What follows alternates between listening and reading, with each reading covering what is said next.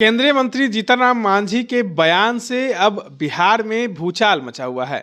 जी हाँ, ये बात इसलिए कर रहे हैं क्योंकि केंद्रीय मंत्री जीतन राम मांझी एक सभा में कहते हैं कि 2020 में टेकारी की विधायक जब हार रहे थे तब उन्होंने हमें फ़ोन किया और हमने उनकी मदद की थी। अब 2025 में जब वो हार रहे थे 1300 वोटों से, तब उन्होंने हमको फ़ोन नहीं किया, इस कारण वो हार गए। हमारे साथ पूर्व विधान पार्षद और जनस्वराज के नेता रामबली चंद्रवंशी जी हैं। कैसे देखते हैं ये जो बयान है, क्या लग रहा है इससे कहीं ना कहीं वोट चोरी होने का नतीजा जो है? देखिए, इस तरह के आरोप जो बिहार में लगाए जाते थे, वो आरोप की पुष्टि कर रहे हैं माननीय जीतन राम मांझी जी।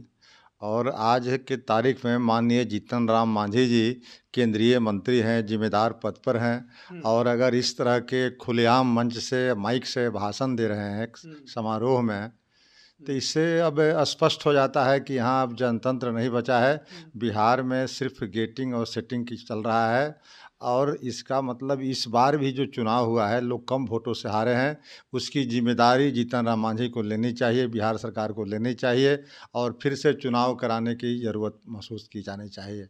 और चुनाव भी जिस तरह के ये चुनाव आयोग है, जिनकी व्यवस्था है, उस व्यवस्था से अब संभव नहीं लगता है। या तो फिर बैलेट पेपर से चुनाव हो और नहीं तो फिर कोई और इस पर पहले जांच करा ली जाए, इसकी न्यायिक जांच हो जाए कि इस तरह के चुनाव में जो छोटे मतों से, अंतर से लोग जीत हार रहे हैं, वास्तव में जीत हार रहे हैं कि उसमें कुछ इस तरह का पैरवी और इस तरह की सेटिंग गेटिंग होती है। जैसा कि जीतन राम मांझी जी ने स्पष्ट कर दिया।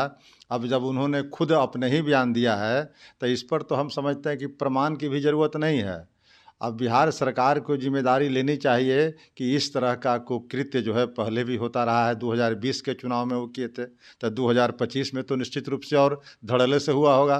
तो 2025 के चुनाव हो या 2020 का चुनाव हो, ये सारे चुनावों में जो कम मतों से हारते हैं प्रत्याशी, इसका मतलब साफ हुआ कि यहाँ सरकार जिसकी भी रहती है, खास करके एनडीए की सरकार है, वह खूब इस तरह का खेल करके मैंडेट के साथ बहुत बड़ा मजाक करती है। दिलीप जायसवाल जी कह रहे थे कि ऑब्जर्वर की गलतियों को हम लोग सुधारने का काम करते हैं, इसलिए 2020 में ऑब्जर्वर जो गलत था टेकारी में, उसको उन्होंने फ़ोन किया था।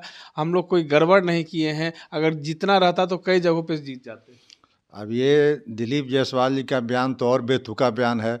ऑब्जर्वर खुद जवाबदेह होते हैं, खुद नियम और कानून से परिचित होते हैं। उनको अगर कोई जनता या कोई नेता उनको सुधार करता है तो यह और हास्यास्पद है। इसलिए इस तरह का बेतुका बयान देने का कोई मतलब नहीं है। यह साफ हो गया कि बिहार में एनडीए की जो सरकार है वह सेटिंग गेटिंग के आधार पर है। वह जो है कहीं ना कहीं मैनिपुलेशन करके सरकार में, सत्ता में है। इसकी जांच होनी चाहिए और इसका फिर चुनाव होने चाहिए। एक सवाल और ले लेते हैं कि बिहार में अब जो है चर्चाएं नीतीश कुमार की हो रही हैं।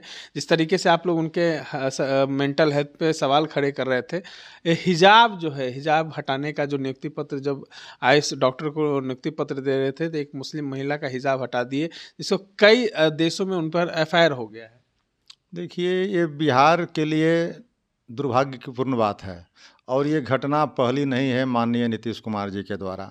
जबकि पूरा बिहार ये जान गया है कि नीतीश कुमार जी अब मानसिक रूप से संतुलन नहीं बनाए हुए हैं।